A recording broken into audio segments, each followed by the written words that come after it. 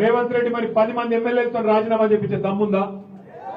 Party మారిన 10 మంది ఎమ్మెల్యేలతో రాజీనామా చేయించి ఎలక్షన్కి వచ్చే దమ్ము రేవంత్ రెడ్డికి ఉందా? లేదు. ఎందుకంటే ఆయనకు కూడా ఎరికే ఏదో ఒకటి కాబట్టి కింద మీద వాడి దొంగోట్లతో నడిపించిండు. 10 ఎట్లయితే అయ్యి కాదు కదా. ఇప్పుడు వరంగల్ అనుకో, మీరు ముందే వరంగల్ వాళ్ళు మా తెలుసు, గన్పూర్లో పెట్టిరనుకో ఎర్రగా కాల్చి ఈడ వాత పెట్టమ్మ కాడ పెడతారు. మీరు అర్థమైందా? ఒక అట్లుంటది కాబట్టి భయపడతాను. పెద్ద పెద్ద మాటలు పెద్ద పెద్ద నీతులు చెప్పేందుకేమో నేను చాలా గొప్పోని, నీతులు క్యారెక్టరు కమిట్మెంట్ గడిది గుడ్డు యాడున్నాయి. క్యారెక్టరు కమిట్మెంట్ ఒక పార్టీలో గెలిచి ఇంకో పార్టీలో కూడా క్యారెక్టరా? రాజీనామా చేయకుండా సిగ్గు లేకుండా పదవిని పట్టుకొని సూరు పట్టుకొని గబ్బిలం వెళ్ళినట్టు ఏలాడు క్యారెక్టరా? ఏంటి క్యారెక్టరు?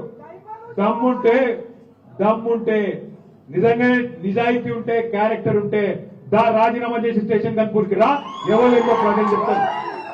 ఇజ్జత్ లేకుండా మానం లేకుండా ఈ వయస్సులో ఆ దిక్కుమాల ఒక ఎమ్మెల్యే పదవి కోసం గబ్బిలం మీద సూరు పట్టుకొని ఎలాడినట్టు కళ్ళు మూసుకొని సిగ్గు లేకుండా మాటలు మాట్లాడుతున్నాడు.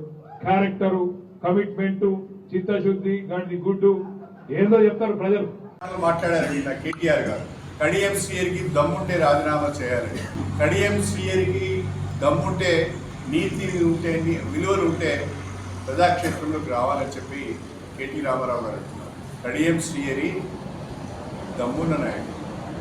అయ్యా అండా చూసుకొని రాజకీయాలు చేస్తలేండి, అయ్యే పేరు చెప్పుకొని రాజకీయాలు చేస్తలేండి.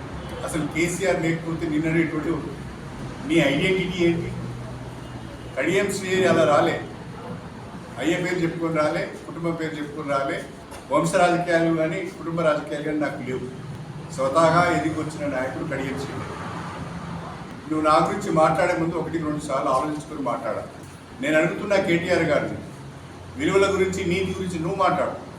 బీఆర్ఎస్ 10 సంవత్సరాల కాలంలో 36 మంది ఎమ్మెల్యేలు పార్టీ మారారు. పార్టీ మారిన వాళ్ళలో 2 మీరు మంత్రులుగా కూడా చేశారు, మీ ప్రభుత్వంలో పనిచేశారు. ఇతర పార్టీల నుంచి 36 మంది ఎమ్మెల్యేలను పార్టీలోకి తీసుకొని అందులో 2 మంత్రులను చేసిన నాడు ఈ విలువలు ఈ నీతి నీకు గుర్తుకు రాలేదా? ఆ రోజు ఏం చేస్తున్నావు నువ్వు? ఆ రోజు ఏం విక్తున్నావు నువ్వు? మరి ఆ రోజు ఎందుకు స్పందించలేదు? మనం చేసేది తప్పు అని కేసీఆర్కి ఎందుకు చెప్పలేదు?